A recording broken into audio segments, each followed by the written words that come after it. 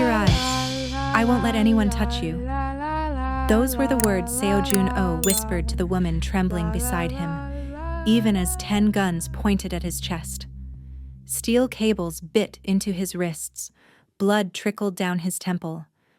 But what made his jaw tighten wasn't the pain. It was Jennifer, pressed against his arm, her breath shallow, her face shadowed with bruises that hadn't been there 6 hours ago. 10 men he'd trained himself. 10 brothers who now stood in a half-circle with their weapons raised, their faces tight with something that looked almost like grief. The warehouse smelled of machine oil and rust. A single yellow bulb swung overhead, throwing long shadows across the concrete.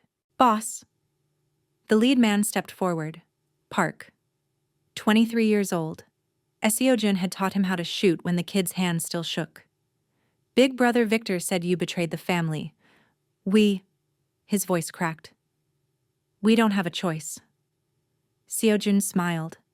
The cold, bitter smile of a man who'd seen this coming for years. Betrayal. He tested the word like it tasted sour. "I took a bullet for you in Koreatown when you didn't know which end of the gun to hold. And now you believe him?" The guns wavered. One man in the back lowered his barrel half an inch, but it wasn't enough. Jennifer's fingers found his sleeve, gripping the fabric like it was the only solid thing left. Her whisper came out broken. "Seo Jun, are we going to die here?" He turned his head toward her. In that moment, everything else disappeared. The guns, the men, the years of blood that had led here. There was only her face, her fear, and the promise he'd made the moment she'd crashed into his life. "Look at me." His voice dropped low, just for her. "Don't look at them." She stared at him, this man who'd already put himself between her and death twice tonight, and something in her expression shifted. Not quite trust? Not yet. But the beginning of it. The click of a hammer being pulled back. Park's hand steadied. "I'm sorry, boss." Seo Jun's muscles coiled. 3 seconds. That was all he had to save her. The trigger began to move. Boom. White smoke exploded across the floor. Shouts, gunfire, the crash of metal. The ceiling hatch burst open and dark figures dropped through, moving fast and precise. Seo Jun wrenched his wrists against the chair's sharp edge. The cable snapped. He tore free and threw himself over Jennifer as bullets screamed past. "Stay down!" His mouth was close to her ear. "Don't move until I come back." "Where are you?" "Trust me." He grabbed a fallen pistol, and then he was gone, rising through the smoke like something that had never been fully human. A weapon forged in darkness, finally turning against the hand that made him. But his last glance was for her. The woman who'd somehow made him remember what it felt like to want to protect something. 24 hours earlier, Jennifer had no idea the world could fall apart so fast. The Night Rhythms Club pulsed with bass she felt in her chest more than heard. Neon lights swept across the crowded floor, turning everyone into shadows. Jennifer moved through them with practiced efficiency, balancing a tray of drinks, dodging elbows and wandering hands. She'd worked here 11 months. 11 months of sore feet, difficult customers, and tips that barely covered rent. But it was honest work. Legal work. And after everything she'd seen growing up, Jennifer had promised herself she'd never take the easy money. Tonight, though, something felt wrong. She'd noticed the extra security first. 4 new men by the back hallway, 2 more flanking VIP. Then the whispers. "Stay away from the East Wing. Victor's son is in a mood." Jennifer's stomach tightened. Marcus Dragunov. She'd seen him around, always with an entourage, always with that glazed look that meant he was high on something expensive. She'd heard the stories. The waitress with the broken wrist, the bartender who disappeared. Just get through the shift, she told herself. Head down, stay quiet. But the universe had other plans. Her manager grabbed her arm. "Table 12 needs a fresh bottle, now." "That's in the East Wing." "I know where it is. Just do it." She needed this job. So she grabbed the whiskey and walked toward the east wing with her pulse quickening. The hallway was darker here, quieter. She was almost to table 12 when she heard them. 2 voices. Male. Coming from a cracked door. Shipment comes in Thursday. Parks boys will handle the transfer. And the cop? Paid off. He'll make sure the evidence disappears. Jennifer froze. She should have kept walking. But her feet wouldn't move. And in that half-second of hesitation, the door swung open. Marcus Dragunov stood in the doorway. His eyes were bloodshot, pupils blown wide. Behind him, Jennifer glimpsed a man in a police uniform before Marcus stepped forward and blocked her view. "Well?" His voice was too loud, too eager. "What do we have here?" "I was just... Table 12 needed... You were listening?" He stepped closer. "I saw you. I didn't hear anything." "Liar!" His hand shot out and grabbed her wrist, twisting hard. The whiskey bottle shattered on the floor. "You know what happens to people who hear things they shouldn't?" He pulled her closer. "They disappear." Jennifer didn't let him finish. She grabbed the nearest glass and swung it at his head. It connected with his temple. He stumbled back, releasing her wrist. Jennifer ran. She tore through the hallway, past startled security, through a service door she'd never used before. The VIP section. Private rooms lined the corridor. Her lungs burned. She could hear footsteps behind her getting closer. She grabbed the nearest handle, room 3, and threw herself inside. Sometimes the moment that ruins your life is the same one that saves it. The door slammed shut behind her. Jennifer pressed her back against it, chest heaving, and found herself staring at a room full of men who'd gone completely silent. 6 of them. Seated around a low table covered in papers and blueprints. The air was thick with cigarette smoke. This was a meeting she'd interrupted. A serious one. And at the head of the table sat a man who made every other man in the room look like a shadow. Seo Jun. Oh. She knew who he was. Everyone at the club knew. Viktor Dragunov's right hand. The adopted son who'd risen through the organization like a blade through silk. Quiet, efficient, utterly without mercy. The servers whispered about him like a coming storm. "Don't make eye contact. Don't speak unless spoken to." He was looking at her now. Dark eyes, unreadable. A face carved from stone, high cheekbones, strong jaw, not a flicker of expression. The silence stretched. Then the door behind her shook. Someone trying to open it. Marcus's voice, muffled. "Open this door, I know she's in there." Jennifer's legs gave out. She didn't decide to do it. Her body just moved. 1 second standing, the next on her knees in front of Seojun's chair, her hands grabbing his vest, her voice cracking. "Please. Please help me. He's going to kill me." One man stood, hand moving toward his jacket. But Seojun raised 2 fingers and everything stopped. He looked down at her, this woman on her knees, face bruised, tears cutting through her makeup. He looked at her for a long moment that felt like a held breath. When he spoke, his voice was low and calm. "What's your name?" "Jennifer." "What did you do?" "I heard..." She swallowed. "I heard something about a shipment, and a cop.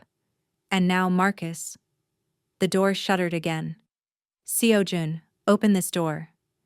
Seojun stood. The movement was fluid, unhurried, and somehow more threatening than if he'd leaped to his feet. He walked to the door and opened it. Marcus nearly fell through. "She?" Marcus pointed at Jennifer, shaking with rage. "She assaulted me. She heard things. She needs to be... She's in my territory now." The words were quiet, almost gentle, but they landed like a blade. Marcus's face went red. "What?" "This room. This meeting. My authority." Seojun's gaze held Marcus's without blinking. "She came to me for protection. I'm giving it. If you have a problem, take it to Victor." For a moment, Jennifer thought Marcus might swing at him. But something flickered in his expression, A calculation. A retreat. This isn't over. He jabbed a finger at Jennifer. He can't protect you forever. He turned and stormed away. Seo-jun closed the door. Then he reached down and offered his hand. Because he was going to hurt you. He pulled her to her feet. And I don't allow that in my territory. But I'm nobody. You're someone who fought back. That's not nothing. He released her hand. You can't go back to the main floor. My men will take you somewhere safe. And then what? Then we'll see. Jennifer didn't understand any of this, but when his man gestured for her to follow, she went. Because right now, inexplicable protection was better than certain death. He told himself he was protecting her because it was right, but maybe he was also protecting her because she was the first person in years who'd looked at him like he could be something other than a weapon. 3 hours later, Seo-jun stood in Viktor Dragunov's office and listened to his own death sentence. The warehouse deal tomorrow night. Viktor didn't look up from his papers. You'll oversee it personally. Seo-jun's face revealed nothing. The Park Street warehouse. That's been abandoned for months. Because I say so. The office was cold despite the summer heat. Victor kept everyone uncomfortable while he sat behind his mahogany desk without a wrinkle or a shiver. The room was all dark wood and leather, paintings worth more than most people's houses. Long ago, Victor had found Seo-jun on the streets. 12 years old, half-starved, picking pockets because foster care had been worse than sleeping in alleys. Victor had seen potential. The potential to be shaped into something useful. You'll be my greatest weapon, Victor had told him once, because you'll be loyal. And Seo-jun had been. For more than 2 decades, he'd been the knife in Victor's hand, cutting whatever needed to be cut, never asking why. He'd told himself it was gratitude, honor, that this family was real. But standing here now, watching Victor pretend to read papers he'd already memorized, Seo-jun understood. He was being set up. The warehouse deal was a trap. The location was wrong. Too isolated, too perfect for an ambush. And the timing was wrong, coming just hours after Seo-jun had defied Marcus. Victor was finally listening to his biological son. And the woman? Victor's voice was casual. The one from the club. She heard fragments. Nothing useful. Nothing useful is still something. Victor looked up with pale, ice-colored eyes. Marcus wants her brought in for questioning. I agree. Seo-jun's hand stayed at his sides. But something inside him, something he'd thought was trained out long ago, woke up. She's nobody, he said. A server. Or she'll go to the police and we'll all be in cells by next month. Victor's thin smile didn't reach his eyes. Marcus will handle the questioning. Which meant Jennifer wouldn't survive. Seo-jun knew it as surely as he knew his own heartbeat. I'll bring her in myself, he said. Tonight.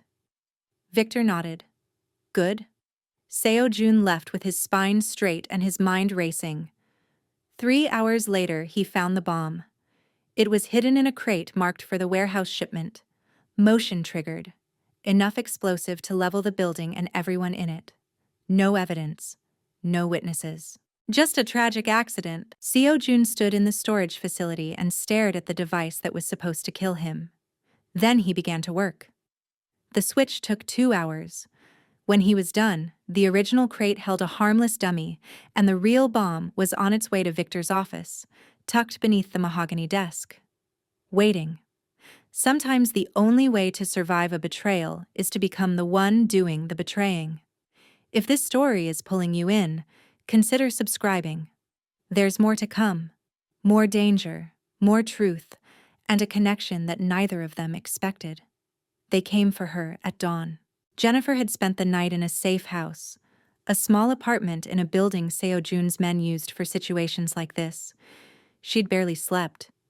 Every time she closed her eyes, she saw Marcus's face, heard his threats, felt his hand crushing her wrist.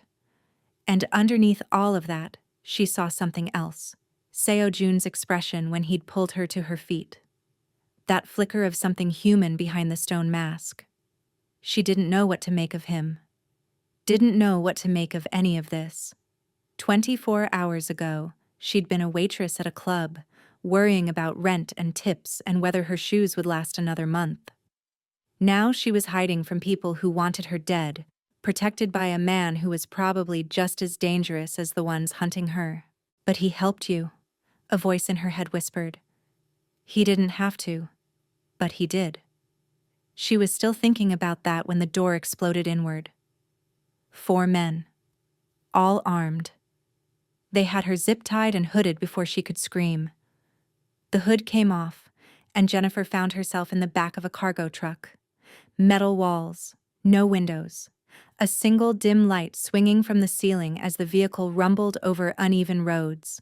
And beside her, close enough that their shoulders touched, Seo Jun. His hands were bound behind his back with zip ties, same as hers. There was fresh blood on his face, a bruise darkening his cheekbone.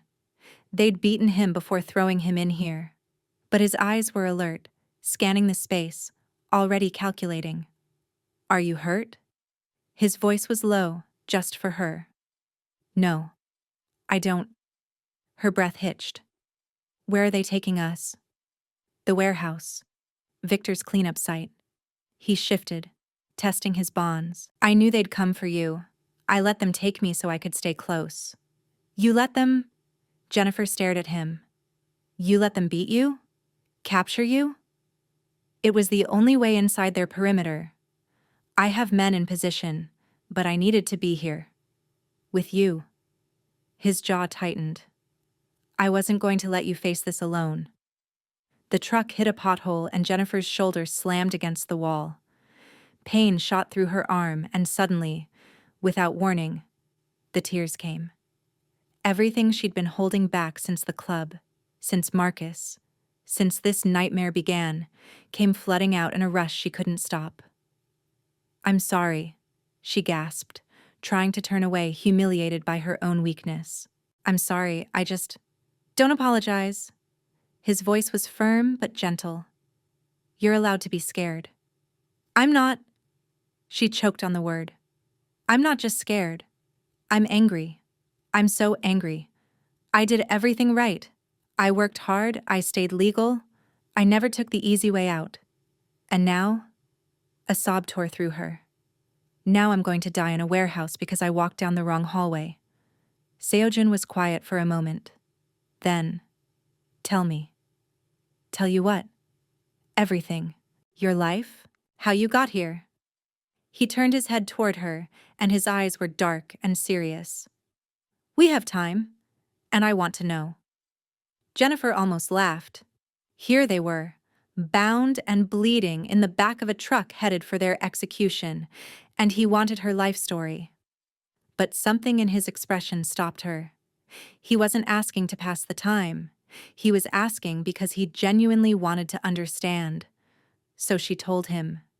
She told him about growing up in Inglewood, in a 2-bedroom apartment with her mother and 2 younger brothers. About her mother working 3 jobs, cleaning houses, night shifts at a laundromat, weekend catering, and still having to choose between groceries and electricity some months. About wearing secondhand clothes and pretending she didn't notice when the other kids laughed. She told him about being smart enough for a scholarship but not connected enough for opportunities. About taking the job at Night Rhythms because it paid cash, and she needed to help with her brother's medical bills. About promising herself it was temporary, just until she saved enough. Just until something better came along. I kept thinking I could stay clean, she said. Keep my head down, do my job, go home.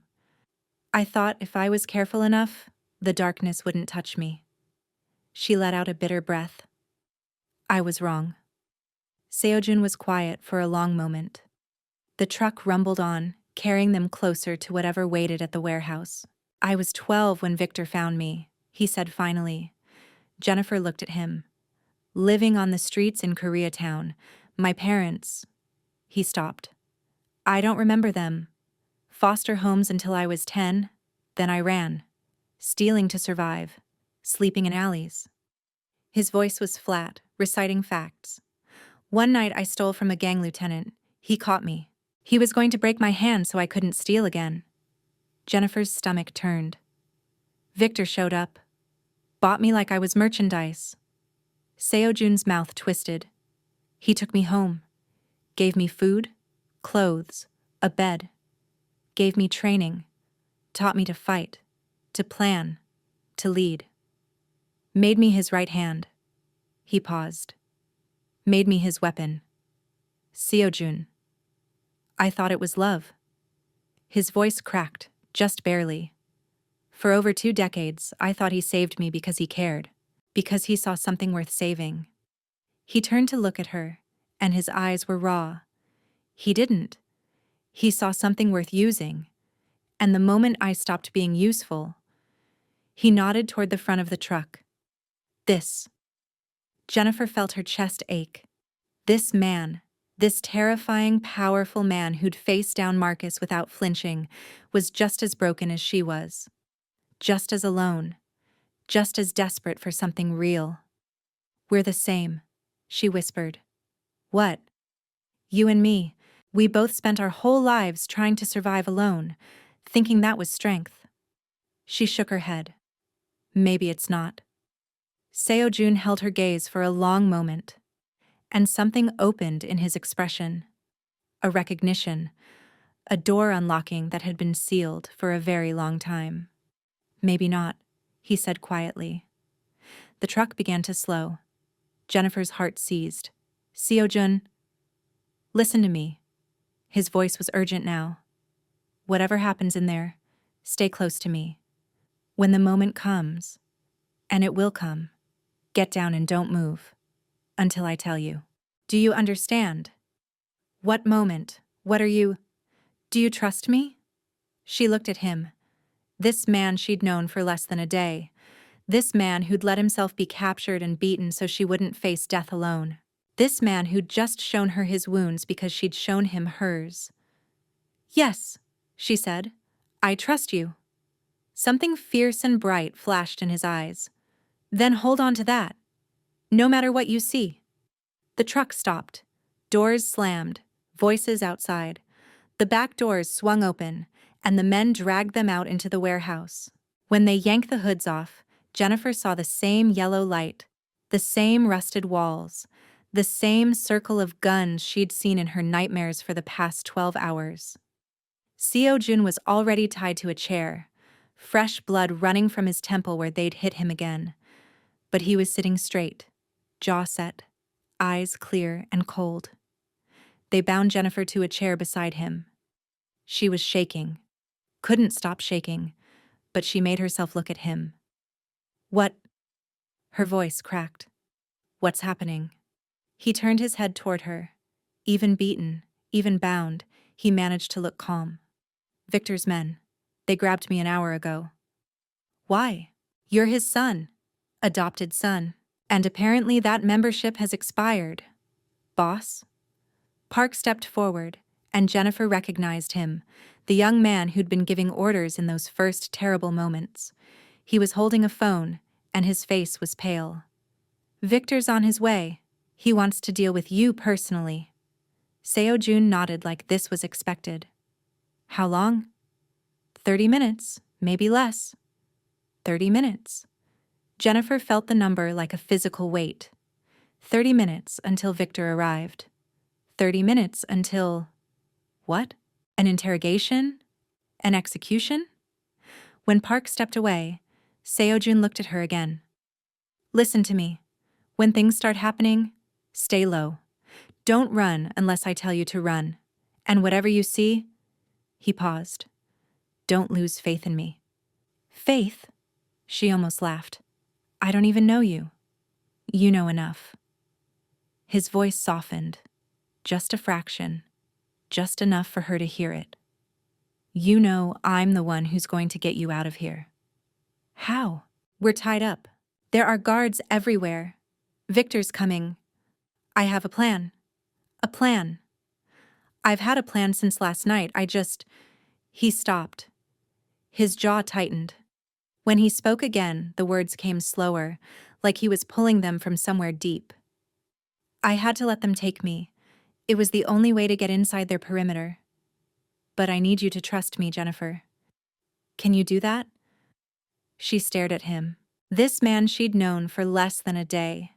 This man who'd put himself between her and danger twice now. Who'd taken a beating that was meant to break him and sat through it like it was nothing.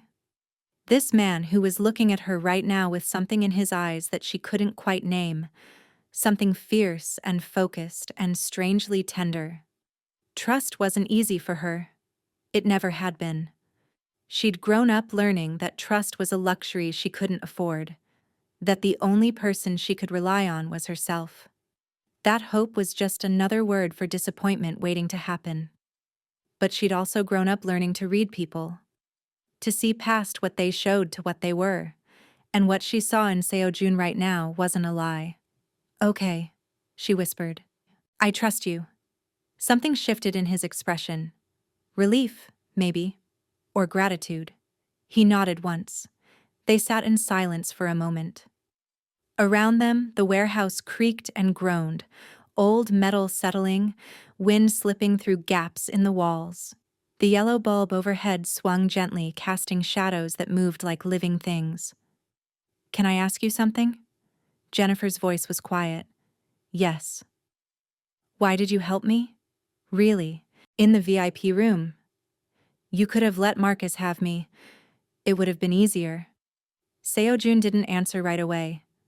He was looking at the concrete floor, at the stained and cracked surface that had probably seen worse than blood. When I was 12, he said finally, I was living on the streets, stealing to survive. One night, I stole from the wrong person, a gang lieutenant. He caught me. He was going to make an example of me. Jennifer waited. Victor showed up. I don't know why. Wrong place, wrong time, or maybe he planned it. But he stepped in. He bought me from that lieutenant like I was a piece of merchandise, and then he took me home and gave me a new life. Seo-jun's mouth twisted. I spent 22 years being grateful for that. Being loyal, thinking that debt could never be repaid. What changed? I realized the debt was a chain. He looked at her then, and his eyes were dark and deep and weary. Victor didn't save me because he saw a child in danger. He saved me because he saw potential. A weapon he could forge, a tool he could own. He paused. When you came into that room last night, terrified, beaten, begging for help, I saw myself. The person I was before Victor turned me into this. And I thought. He stopped. Thought what? I thought maybe this time I could save someone because they deserved to be saved.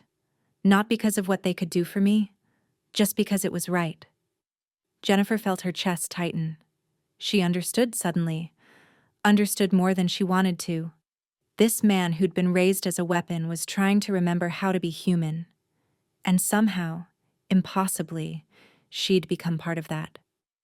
I've spent my whole life, she said slowly, trying to be strong enough to survive on my own, not needing anyone, not trusting anyone. She swallowed. It's exhausting. I know. Maybe, she hesitated. Maybe we don't have to do it alone anymore. He looked at her for a long moment, and then, for the first time since she'd met him, Seo-jun smiled. It was small, barely there, gone almost as soon as it appeared, but it changed his whole face, made him look younger, softer, like the person he might have been if the world had been kinder. Maybe not, he said. Outside, tires crunched on gravel, doors slammed, voices. Victor had arrived. The warehouse doors crashed open. Victor Dragunov walked in like he owned the place, which, technically, he did. He was flanked by 6 men, all armed, all wearing that particular expression of enforcers who'd stopped seeing people as people a long time ago. Behind them came Marcus, his face still marked by the cut Jennifer had given him, his eyes bright with anticipation. Seo-jun. Victor stopped a few feet away, hands clasped behind his back. My son, my greatest achievement. The words were warm. The tone was ice. How disappointing this is. Seo Jun's expression didn't change. Father. Don't call me that. Not after what you've done. Victor's pale eyes swept to Jennifer. The girl. She's the reason, isn't she? One night with a pretty face and a lifetime of loyalty just— He snapped his fingers. Evaporates. This isn't about her. No. Then explain it to me. Explain why you sabotaged the shipment. Why you moved money out of accounts you shouldn't have known existed. Why you've spent the last month preparing for something that looks very much like a coup. So Victor knew. Not everything. Not about the bomb. But enough. Seo Jun had been careful, but not careful enough. Or maybe Victor had just been watching longer than anyone realized. I did what I had to do, Seo Jun said. To survive. Survive? Victor laughed. A cold, hollow sound. I gave you everything. A home. A purpose. A family. And this is how you repay me? You gave me a leash. A cage with nice furniture. I was never your son, Victor. I was your property. Victor's smile faded. Yes, you were. And property that outlives its usefulness gets disposed of. He turned to his men. Kill them both. Make it look like a deal gone wrong. 10 guns rose, the same 10 guns from before, held by the same men, Park and the others, Seo Jun's former brothers, their faces tight with grief or anger or something in between. Jennifer's heart stopped. This was it. This was how it ended. In a warehouse that smelled like rust and betrayal, with a man she barely knew beside her and no way out. But Seo Jun wasn't done. You're making a mistake, he said calmly. I don't think so. The bomb in the warehouse shipment. Seo Jun's voice carried clearly through the space. The one you planted to kill me and make it look like an accident. I found it. Victor's expression flickered. Just for a second, a crack in the ice. I moved it, Seo Jun continued, last night while your men were busy watching the wrong locations. It's not in the shipment anymore, Victor. It's somewhere else. Somewhere you really don't want it to be. Silence. The gun stayed raised, but no one fired. Victor's eyes had gone narrow, calculating. You're bluffing. Am I? Seo Jun tilted his head. Check your office. Check the floorboards under your desk. The ones you had installed last year. The ones with the hollow space underneath. Go ahead. I'll wait. Victor stared at him. For a long moment, nothing happened. Then Victor pulled out his phone. The call lasted 30 seconds. Jennifer watched his face go from suspicious to confused, to something that looked almost like fear. It's there, Victor said quietly. He lowered the phone. You put a bomb under my desk. I put your bomb under your desk. The one you were going to use to kill me? I thought that was only fair. You're insane. Maybe. Or maybe I'm just done being your weapon. Seo Jun leaned forward in his chair. Here's what's going to happen. You're going to let us walk out of here. You're going to leave Jennifer alone, forever. And you're going to accept that your empire is over. If you don't. He raised his bound hands enough to reveal the phone tucked into his palm. I press this button, and your office becomes a crater. Victor's jaw clenched. You'd blow yourself up with me. Try me. The warehouse went silent. Jennifer could hear her own heartbeat, her own breathing, the tiny sounds of men shifting their weight as they waited for orders. And then Victor smiled. It was the worst smile Jennifer had ever seen. Cold and cruel and utterly without sanity. You think I care about an office? Victor's voice was soft. You think I care about a building? I've built empires before. I can build them again. But you— He pointed at Seo Jun. You I cannot replace. And if I can't have you— His hand moved toward his pocket. No one will. Seo Jun's thumb moved over the phone. Don't, Jennifer whispered. She didn't know who she was talking to. Seo Jun? Victor, God, please don't. Victor's hand came out of his pocket holding a detonator. I had a backup, he said pleasantly. Did you think I wouldn't? The bomb in my office isn't the only one, boy. There's one in this warehouse too. Right under your feet. Jennifer's blood turned to ice. So here's my counteroffer. Victor's thumb hovered over the button. You give me the phone. The girl dies. She knows too much. That was always going to happen. And you come back to me. We forget this ever happened. You remain my son, my weapon, my legacy. Or... He smiled that terrible smile again. We all die together. Your choice. Seo-jun didn't move, didn't speak. His eyes stayed locked on Victor's face, and Jennifer could see him calculating, running the angles, looking for the out. There wasn't one. She knew it. He knew it. Unless... The men, she breathed. So quiet only Seo-jun could hear. Park and the others. They don't want to die either. Something shifted in Seo-jun's expression. A spark. A recognition. He raised his voice. Park. The young man flinched. Boss. Victor just told you he's willing to blow up this warehouse with all of you inside. Every man in this room. Does that sound like someone who cares about his family? Park's gun wavered. He used me for over 2 decades, Seo-jun continued. Told me I was his son while he was planning my death. How long do you think it'll take before he does the same to you? Before you become inconvenient? Don't listen to him, Victor snapped. He's trying to manipulate you. I'm trying to save your lives. Seo-jun's gaze swept across the men. You followed me because I treated you like brothers.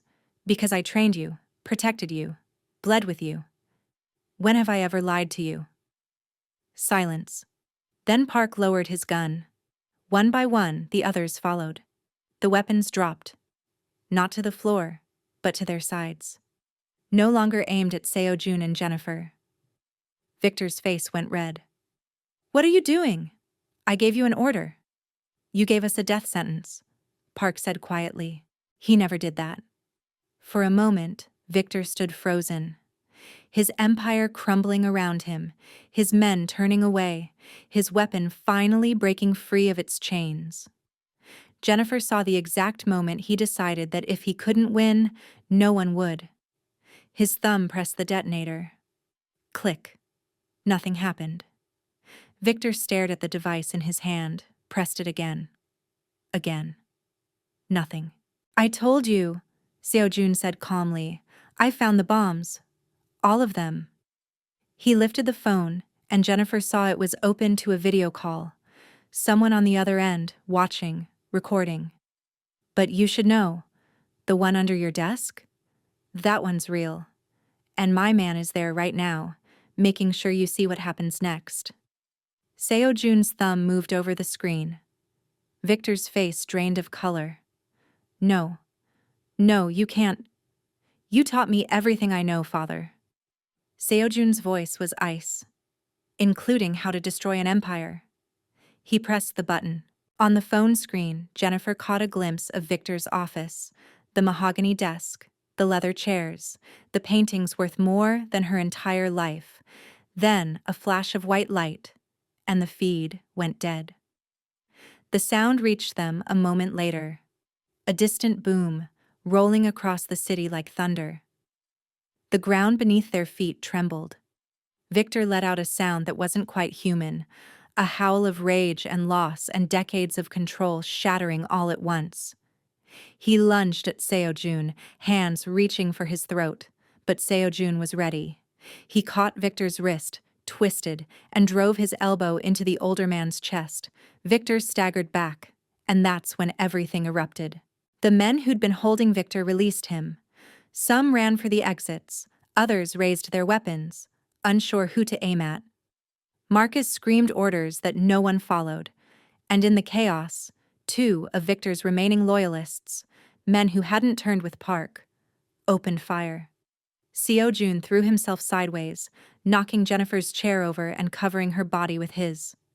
She hit the concrete hard, the impact driving the air from her lungs. Above her, she heard him grunt, a sharp, pained sound. Seo-jun, stay down! He rolled off her, grabbed a fallen gun, and came up firing. Jennifer saw blood spreading across his shoulder. A bullet had caught him, torn through the muscle, but he didn't stop. He moved through the chaos like he'd been born in it, taking down Victor's loyalists one by one while Park and the others provided cover. Jennifer struggled against her bonds, her mind racing. She was useless like this, tied up, helpless, nothing but a liability. She twisted her wrists, felt the zip ties cutting into her skin, and then her chair. When Seo-jun had knocked her over, the wooden frame had cracked. She wrenched her arms apart and the weakened slats snapped. Her hands came free. She pushed herself up, head spinning, and looked for something, anything she could use. 10 feet away, mounted on a support column, a fire extinguisher. Jennifer ran for it. A bullet sparked off the concrete near her feet. She didn't stop. She grabbed the extinguisher, yanked it free, and spun around just in time to see one of Victor's men raising his gun at Seo-jun's back. He didn't see it coming. He was focused on another target, his wounded shoulder slowing him down, blood soaking through his shirt. Jennifer didn't think. She just moved. She swung the fire extinguisher with everything she had. It connected with the man's skull with a sound like a cracked bell. He dropped instantly.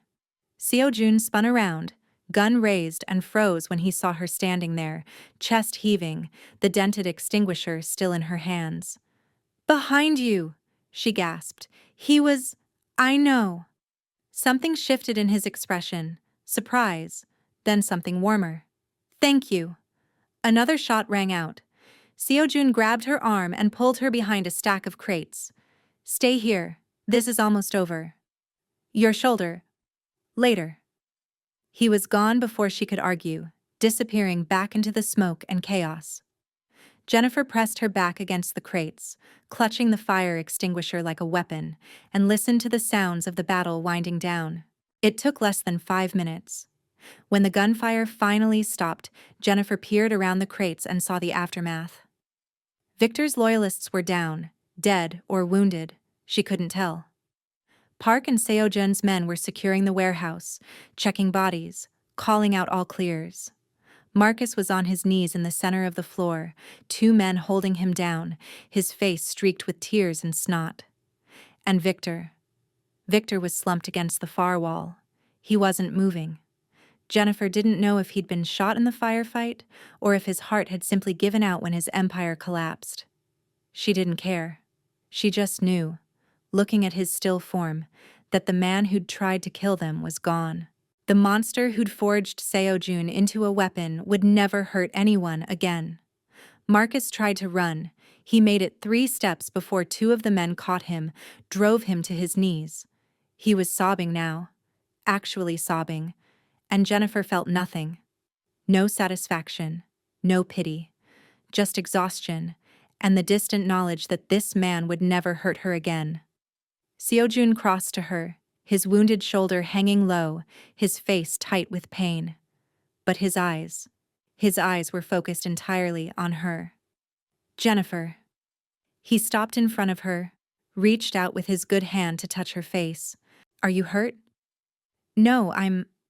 She looked at his shoulder, at the blood still spreading. "You need a hospital. I need to know you're okay." "I'm okay." She took his hand, pressed it against her cheek. "I'm okay because of you." He let out a breath. Relief and exhaustion, and something that might have been wonder all tangled together. "You saved my life. Back there, with the..." He glanced at the fire extinguisher still clutched in her other hand. "I wasn't going to let you die." Her voice was fierce. "I never left you behind. I wasn't going to start now." Something cracked in his expression. The last wall, the final barrier he'd kept between himself and the world. He pulled her close, carefully, mindful of his wound, and held her against his chest. "We need to go," he said into her hair. "The police will be coming. Victor's contacts. They'll try to spin this, We need to be gone before that happens. And go where? He pulled back enough to look at her face. Somewhere safe. Somewhere we can figure out what comes next. Together. Together. The word settled over her like a promise. She nodded. Okay, together. Sometimes the end of one story is just the beginning of another. The safe house was quiet. It was a small apartment in a neighborhood Jennifer didn't recognize. Clean, sparse, the kind of place that could be abandoned at a moment's notice. Seojun's men had brought them here as dawn broke over the city, the sky shifting from black to gray to soft pink. Jennifer sat on the edge of the bed, a first aid kit open beside her. Seojun sat in front of her, shirtless, his wounded shoulder finally exposed in the pale morning light. The bullet had gone clean through, in and out, missing the bone. But the wound was ugly, ragged, still seeping blood. Jennifer cleaned it as gently as she could, her hands steady even though her heart was racing. "This needs real stitches," she said. "A doctor.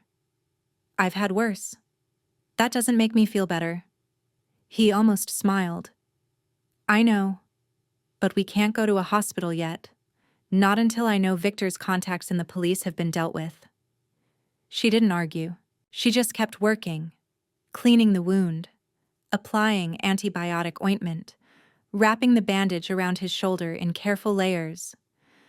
Her mother had taught her basic first aid years ago, back when they couldn't afford emergency room visits. She'd never imagined using those skills like this. When she finished, she taped off the bandage and sat back. Her hands were shaking slightly. Delayed shock, probably. Her body finally catching up to everything that had happened. She pressed her palms flat against her thighs to steady them. "Can I ask you something?"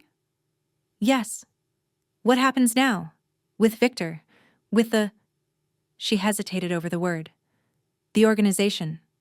What happens?" Seojun was quiet for a moment. "Victor is dead. The evidence I compiled? Bank records, communication logs, witness statements. It's already on its way to people who can use it. People who aren't on his payroll." He paused. "Marcus will be arrested. What he did to you, what he did to others, there's enough to put him away for years. And you? I'll have to answer questions, give testimony. There are things I've done." His jaw tightened. "Things I can't take back. But I can make sure they lead to something, that the people Victor hurt get justice." Jennifer nodded slowly. It wasn't a happy ending. Not yet. Maybe not ever completely. But it was something. Accountability. Consequences. The mafia empire that had loomed over so many lives, finally crumbling under the weight of its own sins. "What about after?" she asked. "After the trials, the testimony. What do you want?" Seojun looked at her, and something in his expression shifted, a crack in the armor, a glimpse of the person underneath. "I don't know," he admitted. "I've never thought about after. Victor raised me to be useful, and when I stopped being useful—" He shrugged his good shoulder. "I didn't expect to survive long enough to have an after. But you did survive. Because of you." The words were simple, direct, but they landed somewhere deep in Jennifer's chest, somewhere she'd kept locked up for a long time. "I didn't do anything," she said. "You're the one who planned the escape, switched the bombs, convinced the men to turn. You gave me a reason." She stopped. Seojun leaned forward slightly, wincing at the pull on his shoulder. His eyes were dark and serious and, for the first time since she'd met him, completely unguarded. "When you came into that room," he said, "when you looked at me and asked for help, I could have turned you away. I should have, probably. It would have been safer, smarter, but I looked at you and I saw—" He stopped, tried again. "I saw someone who was fighting, someone who wasn't giving up, even though she had every reason to. And I thought, I thought if she can still fight, maybe I can too. Jennifer's throat was tight. Seojun, you were the first person to see the human in me. His voice was low, almost rough. Not the weapon, not the enforcer. You looked at me like I could be more than what Victor made me, like I could be worth something on my own. He paused. You made me want to be. Jennifer felt her eyes burning. She blinked hard, but the tears came anyway, sliding down her cheeks in the quiet morning light. I've spent my whole life, she said slowly, thinking I had to do everything alone, that needing someone was weakness, that if I let anyone in, they'd just hurt me or leave. She swallowed. But you didn't leave. You could have. So many times you could have saved yourself and let me go. But you didn't. I couldn't. Why? He was quiet for a moment. Then, because when I look at you, I don't see someone who needs saving. I see someone who saves herself. And somehow, impossibly, saves me too. His hand reached out, found hers, held it gently. I spent 22 years being loyal to a man who saw me as a tool. I think... He stopped. I think I'd like to spend the rest of my life being loyal to someone who sees me as a person, if she'll let me. Jennifer's heart was beating so hard she could feel it in her throat. This wasn't how romance was supposed to happen. Not in warehouses and safe houses. Not with blood still drying on bandages and fear still fresh in her bones. But maybe that was the point. Maybe real love wasn't about perfect moments. It was about finding someone worth holding on to when everything else fell apart. I'll let you, she whispered. If you'll let me too. Seojun's hand tightened around hers, and then he did something she'd never seen before. He smiled, really smiled, wide and warm and so full of light that it transformed his whole face, made him look young, made him look free. I think, he said softly, that's the best deal I've ever made. Love isn't about fixing each other. It's about standing side by side while you both learn to heal. 3 months later, Jennifer stood on the rooftop and watched the sun rise. The city spread out below, glass and steel and early morning light. From up here, it looked almost peaceful, but she knew better now. She'd learned in a warehouse with zip ties around her wrists. She'd learned what darkness could do. She'd also learned something else, that even in the darkest places there was light, and sometimes it came from the most unexpected sources. The rooftop door opened. Seojun stepped out with 2 cups of coffee. He was wearing a simple shirt, sleeves rolled up, his shoulder still bandaged beneath the fabric but healing well. He looked different these days, softer, less like a weapon and more like a man. He handed her a cup. You're up early. Couldn't sleep. Kept thinking about how different everything is. She looked at the city. 3 months ago, I was at Night Rhythms, worrying about rent. And now you're running a bar and still worrying about rent. She laughed. The bar is doing fine. Turns out people like a place where the owner knows their name. He'd bought it for her. Not as a gift, she'd been clear about that, but as a partnership. She ran the day-to-day, he handled the business side. 50-50. Equal. That was what mattered. My mother called last night, Jennifer said quietly. She wants to meet you. Seojun went still. She does? I told her about you. That you saved my life. That we're together. She looked at him. She wants to make you dinner Sunday.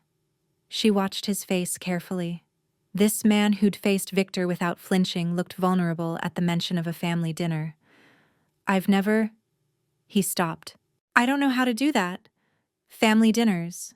Being someone's boyfriend. Neither do I, really. Jennifer smiled. We'll figure it out. That's kind of our thing. Slowly, he nodded. Sunday. I'll be there. She's going to ask a lot of questions, and my brothers will give you a hard time. I can handle it. I know. That's why I want you there. He moved to stand beside her, close enough that she felt his warmth.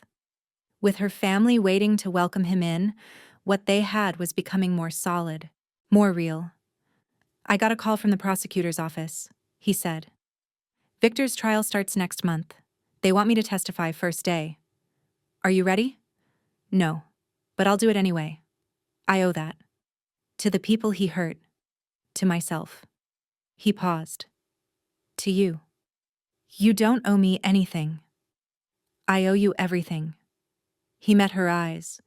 "These past 3 months, working with you, building something, waking up knowing you'll be there. I've never had that. A home, a person, something that's mine because I chose it." His voice was low, intent.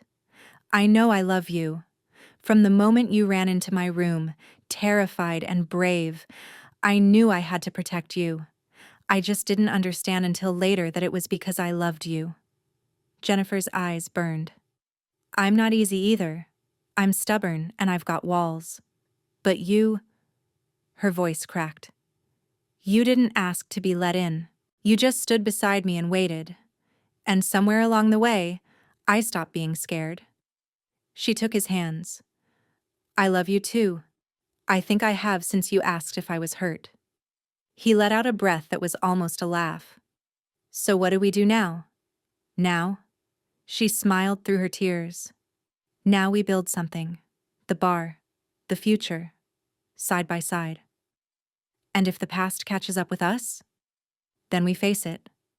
The same way we faced everything else." She squeezed his hands. "You chose me. Every time you chose me. And I choose you. That's what matters." The last wall fell. He pulled her close and held her. Below them, the city was waking up. But up here, there was only stillness.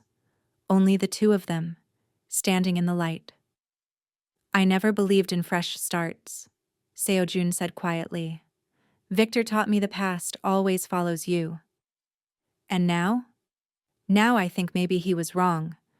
Maybe you can't escape the past, but you can build something new on top of it. Something strong enough to hold?" Jennifer smiled. "That sounds worth believing in." "It does." He kissed her, soft, gentle, full of promise. When he pulled back, his eyes were bright. "You know what I think?" "What?" "I think this is going to be a good story." She laughed, a real, full laugh that felt like sunlight. "How does it end?" Seojun looked at the city, at the sun climbing higher, at the future neither of them had expected. "I don't know yet," he said, "but I think we've got time to figure it out." Jennifer leaned against him and watched the dawn. She'd come to that warehouse a witness, a victim, a woman running for her life. She was leaving it as something else. A partner, a builder, a woman who'd found love in the last place she'd expected and found herself along the way. The story wasn't over. It was just beginning. And for the first time in her life, Jennifer couldn't wait to see what happened next. Some stories end with a wedding, some end with a sunset. But the best ones? The best ones end with two people standing side by side, ready for whatever comes, because they finally know they don't have to face it alone. If this story touched you, consider sharing it with someone who needs a reminder that love can find us in the darkest places. Subscribe for more stories like this one. And remember, no matter how lost you feel, there's always someone out there waiting to stand beside you. Thank you for listening. Until next time.